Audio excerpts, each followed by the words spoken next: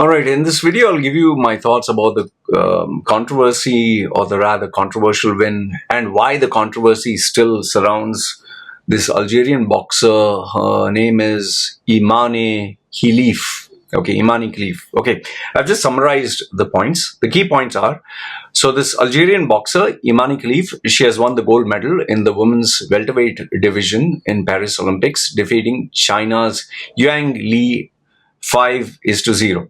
Okay, she faced intense scrutiny and online abuse over misconceptions about her gender, stemming from IBA, that is the International Boxing Association's decision to disqualify her and another boxer from a previous championship. Okay, they said that she is not female.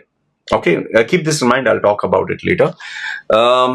Despite the criticism, she remained determined. Then the IOC, International Olympic Committee, defended her right, and President Thomas Bach condemned the scrutiny as hate speech.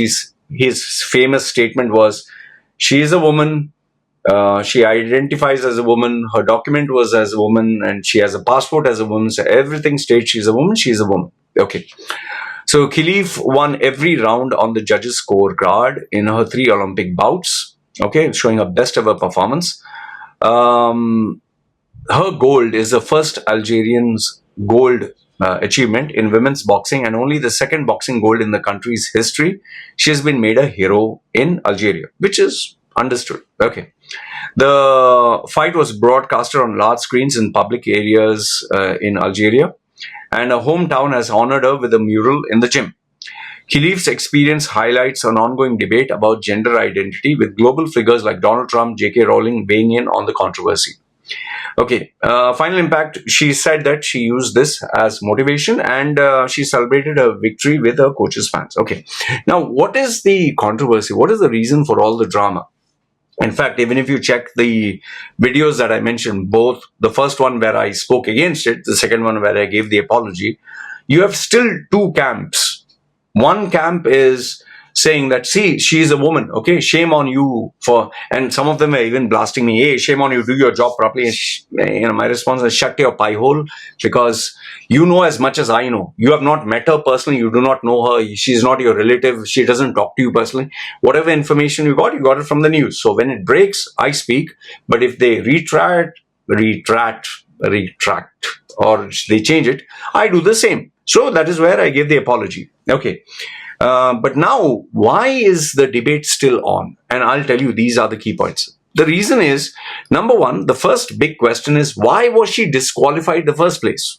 See, if she's a woman, she's a normal woman, any normal woman, they will never be disqualified. So what was the reason she got disqualified? That's a big question you need to ask yourself. And if you check Wikipedia and you check the other sources, people say, oh, Wikipedia is fake. Okay, check whichever sources you have. She was disqualified because of alleged failure for the unspecified eligibility tests linking her testosterone levels. Now, they claimed her testosterone levels were way too high. Some of them even said the IBA, International Boxing Association, President Umar Kremlev, said that it was based on DNA tests indicating XY chromosomes. Now, is this true? Is this false? Nobody knows. But he has made the claim.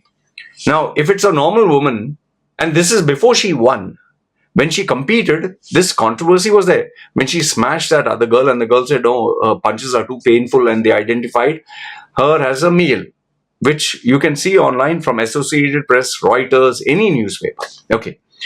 Now, IOC, that is International Olympic Association, is questioning the methodologies of IBA. So this is where the first problem arises, or the major problem. You have 2 governing bodies. Both are having their own tests, which they don't tell you what those tests are. We don't know. We don't know how they conduct these tests. They don't reveal the medical reports. So he conducted a test, he says one thing. He conducted a test, he says another thing. So who's right? A or B? Okay. Then Khelif claims she was a victim of a big conspiracy, and she appealed for this court, but she could not pursue this case because of the costs involved. So she said, fine, you're calling me XY chromosomes, you're calling me a man, you're telling me that my testosterone levels are way too high. Okay, I'm not interested, because she didn't have the money. That is what she has stated. The IBA still maintains that she has these advantages. They still maintain it, by the way, even now. And the IOC, on the other hand, completely criticizes this finding and says, no, this is rubbish. Our findings are right. Now, who do you believe? That's the first question. The second one is, if her testosterone levels are way too high, okay, let's assume she's a female, but her testosterone levels are way too high. Is she on steroids is the next question, or does she have some thyroid issue or some health issue where there's too much of testosterone? Because remember, if you think females do not take steroids, just watch the videos of CrossFit athletes. They look buffed up. They look like 3 times my size, with muscles, with veins, and they will explicitly on your face tell you, I am natural. They are so big and so strong. They can lift 50, 100 kilos. They can run 42 kilometers. They can swim like they can swim 5 kilometers or 2 kilometers non-stop.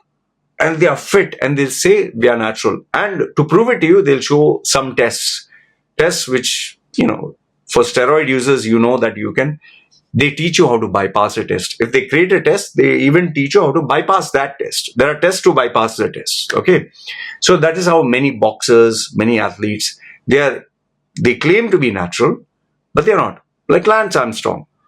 He only got caught because a team member finally admitted. But all his tests, Lance Armstrong proved he was clean. He was natural. Okay. So even if you have a test, you can bypass the test.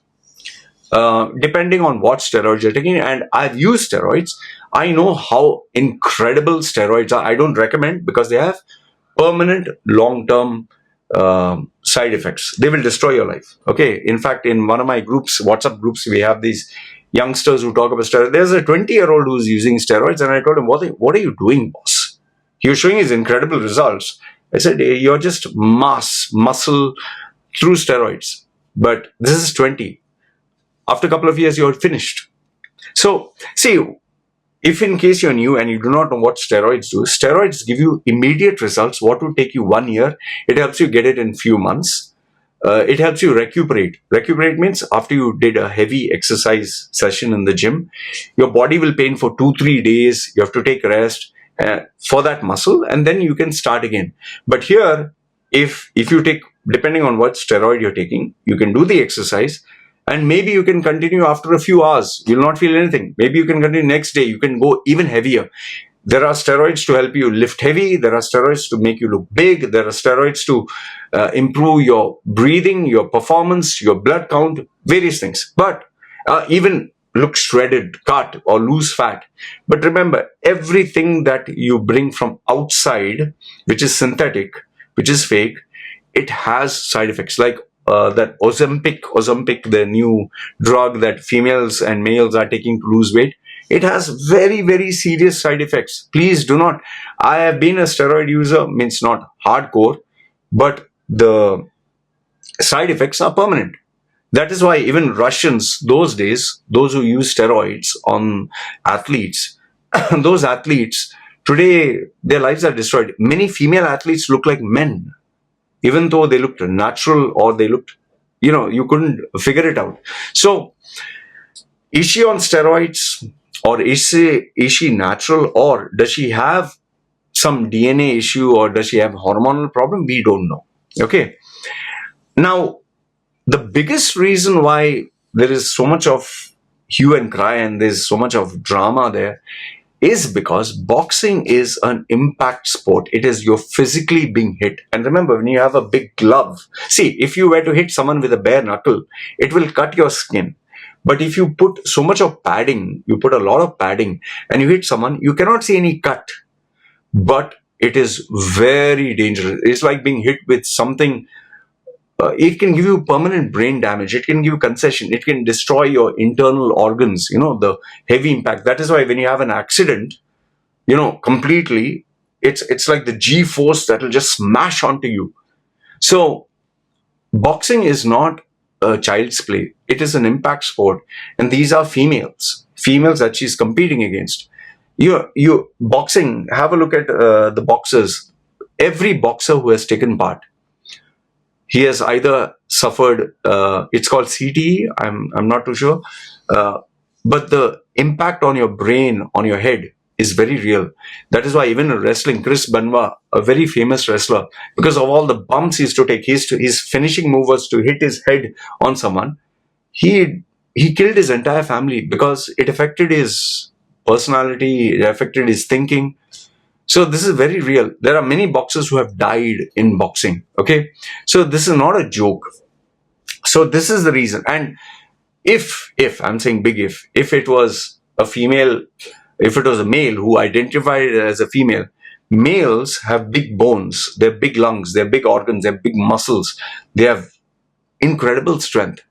Would you feel comfortable having a female beat up a female? And I think last and not the least, the reason for all this controversy and why today it's become an issue is because of the transgender community. Anyone can identify as a male, anyone can identify as a female.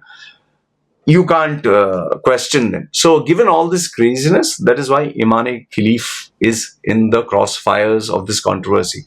Remember, this was never a problem many years ago. Only today it's a problem. Why? Because we have all this nonsense from the LGBTQ plus community.